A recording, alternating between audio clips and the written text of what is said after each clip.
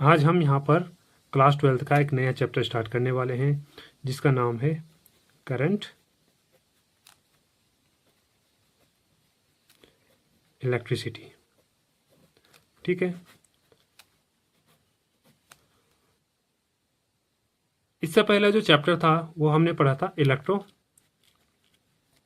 Static, जिसमें हमने किसके बारे में पढ़ा था? चार्ज के बारे में पढ़ा था। और चार्ज के बारे में जब पढ़ा था, कब पढ़ा था? जब वो क्या है, रेस्ट पोजीशन पे। ठीक है, यानी वो किसी तरह का मोशन नहीं कर रहा है। ये जो चार्ज है ये दरअसल क्या होता है, ये किसी भी मैटर की एक इंट्रिंसिक प्रॉपर्टी होता है, इंट्रिंसिक प्रॉपर्टी ऑफ मैटर। ठीक है, ये सब हम पहले के चैप्टर में पढ़ चुके हैं। जो चार्ज होता है इसको हम जनरली किसे डिनोट करते हैं? क्यू से इसको डिनोट करते हैं। और इसकी जो एसआई यूनिट होती है वो होती है आपकी कूलाम। ठीक है ना। अब ये जो हमारा चार्ज है, इसको हम दो तरह से स्टडी करते हैं। एक तो तब जब ये क्या है, रेस्ट पर है, और एक तब जब ये क्या कर रहा हो, मोशन कर रहा हो। जब यह रेस्ट पे होता है तो फिजिक्स की जो हम ब्रांच पढ़ते हैं उसको हम कहते हैं इलेक्ट्रो स्टैटिक। और जब ये मोशन में होता है, अब इसका जो मोशन होता है इसको हम दो तरह से पढ़ सकते हैं। एक, जब यह कांस्टेंट वेलोसिटी के साथ क्या कर रहा हो, कांस्टेंट वेलोसिटी के साथ क्या कर रहा हो, मोशन कर रहा हो। तो यहाँ पर जो फिजिक्स की जो हम ब्रांच पढ़ेंगे उसको हम कहते हैं करंट इलेक्ट्रिसिटी। इसको कहा जाता है करंट इलेक्ट्रिसिटी। ठीक है, इसको क्या कहा जाता है? Current electricity. इसको कहा जाता है करंट इलेक्ट्रिसिटी। और जब यह चार्ज वेरिएबल वेलोसिटी के साथ क्या कर रहा हो, मोशन कर रहा हो, या फिर हम इसको कहते हैं कि जो है चार्ज हमारा वो एक्सीलरेटेड मोशन में है। तो यहां पर जो हम फिजिक्स की जो ब्रांच पढ़ेंगे वो पढ़ेंगे इलेक्ट्रो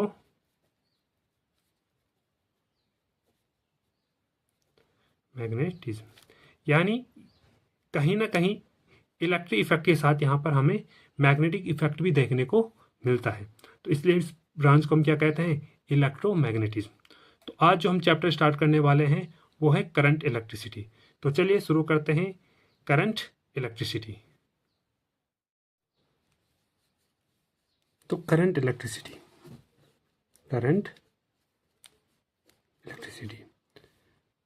तो इलेक्ट्रिक करंट होता क्या है, जिसे हम इलेक्ट्रिक करंट कहते हैं? ये आपने 10th में भी पढ़ा होगा, पढ़ा है ना। तो इलेक्ट्रिक करंट का मतलब क्या होता है? इसका मतलब होता है rate of flow of charge. यानी जब किसी कंडक्टर में चार्ज का जो फ्लो होता है उसको हम क्या कहते हैं? इलेक्ट्रिक करंट कहते हैं। ठीक है, इसका जो सिंबल होता है वो क्या होता है? आई होता है। और आई को हम किस तरह से डिफाइन कर सकते हैं? Charge flown by time. ठीक है, यानी कि Q बाई टी। तो इलेक्ट्रिक करंट क्या हुआ हमारा? इलेक्ट्रिक करंट का मतलब हुआ rate of flow of charge in given time. ठीक है, यानी I equals to Q upon T. इसको हम दो तरह से डिफाइन कर सकते हैं। क्या कर सकते हैं? डिफाइन कर सकते हैं। एक होगा एवरेज करंट, यानी कि आई एवरेज, जिसको हम कहते हैं delta Q upon delta T. यानी टोटल चार्ज जो है वो एक गिवन टाइम इंटरवल में क्या हो रहा है, फ्लो हो रहा है। तो इसको हम कहते हैं आई एवरेज। हमने क्या किया? एक कंडक्टर लिया। ठीक है, एक कंडक्टर लिया। इस कंडक्टर में एक हमने छोटा सा क्रॉस सेक्शन एरिया ले लिया है। ठीक है, इस क्रॉस सेक्शन एरिया से एक गिवन टाइम इंटरवल में जितने भी चार्ज क्या करेंगे, फ्लो करेंगे, यानी कि डेल्टा क्यू, उसको ही हम क्या कहेंगे यहाँ पे? I average. यानी आई एवरेज इक्वल टू हो जाएगा delta Q upon delta T. दूसरी तरह हम इसको डिफाइन कर सकते हैं आई इंस्टेंटेनियस। ठीक है, अब आई इंस्टेंटेनियस क्या होता है? एक छोटे से टाइम इंटरवल में जितने भी चार्ज फ्लो करते हैं उसकी रेट को हम कहेंगे आई इंस्टेंटेनियस, यानी D Q upon D T. तो इस तरह से हम करंट को टू वे में क्या कर सकते हैं? डिफाइन कर सकते हैं। दो तरह से इसको हमने डिफाइन कर दिया, आई एवरेज और आई इंस्टेंटेनियस। इसकी जो यूनिट होती है वो क्या होती है? वो होती है आपकी, हमें पता है कि आई इक्वल टू क्या होता है? Q upon T. ठीक है, क्यू की जो यूनिट होगी वो होगी कूलम, और टी की जो होगी वो होगी सेकंड, और इस कूलम सेकंड को ही क्या कहा जाता है? एम्पियर। यानी करंट की जो एसआई यूनिट होगी वो होगी एम्पियर। और एम्पियर जो है वो one of the most fundamental unit है। फंडामेंटल यूनिट है। ठीक है, आप लोगों ने 11th में पढ़ा होगा कि हमारे पास क्या होती हैं? 7 तरह की फंडामेंटल यूनिट होती हैं। तो उसमें एम्पियर जो है उसमें से ही एक फंडामेंटल यूनिट है, इसलिए हम उसको क्या कह सकते हैं? एक इम्पोर्टेंट यूनिट है। ठीक है, अब बात करते हैं कि जो करंट है हमारा वो किस तरह की क्वांटिटी है। ठीक है, अब हमें देखना है कि जो हमारी करंट है वो किस तरह की यूनिट है। तो आप सभी को पता है कि जो करंट है उसमें क्या होती है? डायरेक्शन होती है डायरेक्शन, क्योंकि जो चार्ज का जो फ्लो होता है वो एक डेफिनेट डायरेक्शन में होता है। ठीक है, दूसरा इसमें क्या होता है? मैग्नीट्यूड होता है। और हम पढ़ चुके हैं कि जिसमें डायरेक्शन और मैग्नीट्यूड दोनों ही होती है वो दरअसल क्या होती है? वेक्टर क्वांटिटी होती है। ये हमने 11th में पढ़ा है। लेकिन अगर हम करंट की बात करें तो करंट हमारी वेक्टर क्वांटिटी नहीं है, बल्कि क्या है? I is a scalar quantity. अब ऐसा क्यों होता है? ऐसा इसलिए होता है क्योंकि जो करंट है वो वेक्टर लॉ ऑफ एडिशन को क्या नहीं करता है? फॉलो नहीं करता है। क्या नहीं करता है? अगर हम देखें तो जो करंट है ये does not follow of vector law of addition. ठीक है, ये वेक्टर लॉ ऑफ एडिशन को फॉलो नहीं करता है। जब भी हम करंट की बात करते हैं तो करंट जो है it adds up like a scalar quantity. यानी करंट क्या होता है कि स्केलर क्वांटिटी की तरह हम इसको ऐड करते हैं। कैसे करते हैं? देखो, सपोज मान लो हमारे पास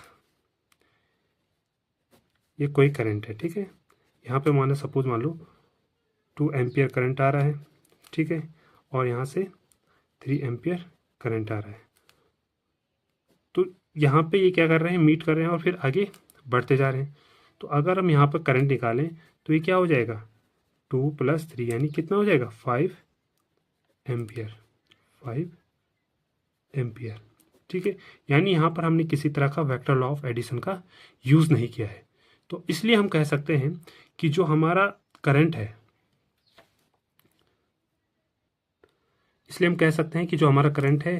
वो क्या है? एक तरह से स्केलर क्वांटिटी है। तो समझ में आया कि जो करंट है वो वेक्टर क्वांटिटी ना होकर क्या है? एक स्केलर क्वांटिटी है। और स्केलर क्वांटिटी क्यों है? क्योंकि ये वेक्टर लॉ ऑफ एडिशन को फॉलो नहीं करता है। अब कुछ न्यूमेरिकल देख लेते हैं, ठीक है। तो सपोज मान लो हमारे पास कोई न्यूमेरिकल है, ठीक है। If 3.2 into 10⁻7 electron pass through a wire, ठीक है, कैलकुलेट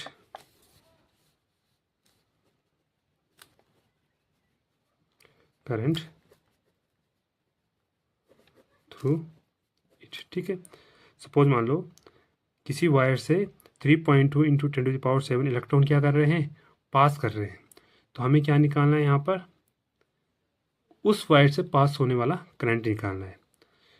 तो यहाँ पर अगर हम देखें तो हमारे पास क्या क्या चीज़ें गिवन है, हमारे पास गिवन है यानी नंबर ऑफ इलेक्ट्रॉन्स कितने हैं, 3.2 इंटू 10⁻7, ठीक है।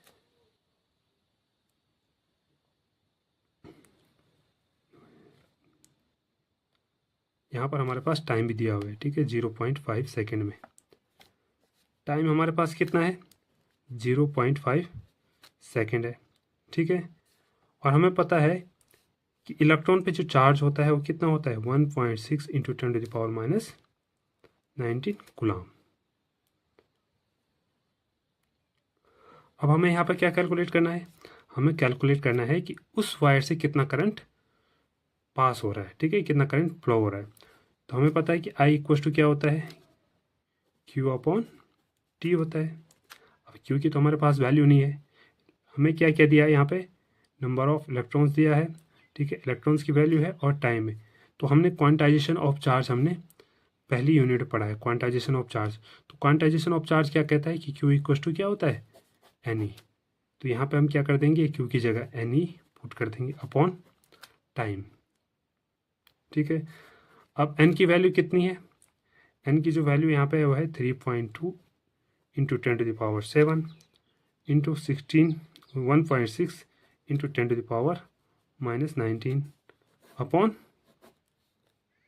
टाइम कितना है, 0.5 सेकेंड, ठीक है। इसको हमने यहाँ पे पुट कर दिया। अब अगर हम इसको सॉल्व करते हैं तो सॉल्व करने के बाद जो हमारे पास वैल्यू आ जाएगी वो आ जाएगी I इक्वल टू 0.1024 एम्पियर। तो इस तरह से हम किसी भी कंडक्टर से क्या कर सकते हैं, इलेक्ट्रिक करंट कैलकुलेट कर सकते हैं, ठीक है। एक दूसरा न्यूमेरिकल देख लेते हैं, ठीक है। अब इसमें क्या है,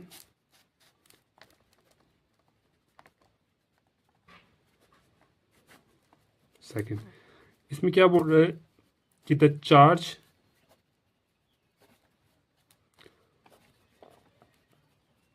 flowing in a conductor or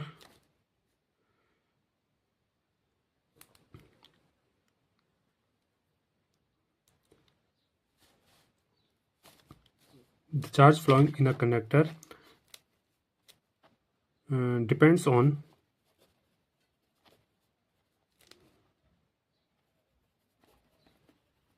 time as I equals to 3t square plus 2t plus 5, ठीक है। हमें क्या करना है, यहाँ पे ये बोल रहा है कि the charge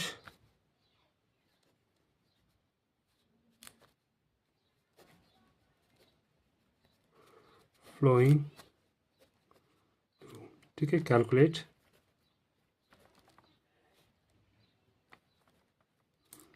the charge flowing through the cross section